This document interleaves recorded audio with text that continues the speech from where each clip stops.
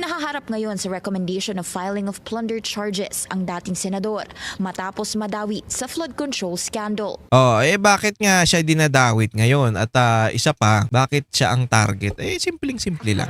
Ganto paliwanag ko sa inyo. Eto kasing pamilya Revilla, naalala niyo yung impeachment? Sino ba ang nandyan sa Congress? Si Kong Lani, si Kong Brian, tapos I think si Kong Jolo. So tatlo yung Revilla. Malakas kasi ang impluwensya niyan. Eto kasi hindi pumirma lahat ng Revilla sa impeachment ni VP Sara. So, etong mga nangyayari sa kanila na tinatrabaho siya dahil dun sa hindi nila pagpirma. Actually, hindi lang siya ang tinatrabaho, pati yung buong pamilya Revilla, tinatrabaho na ng mga tarantado na to. Lagi silang nililink, lagi silang merong anomalya. Siyempre, madali silang targetin Madaling targetin yan.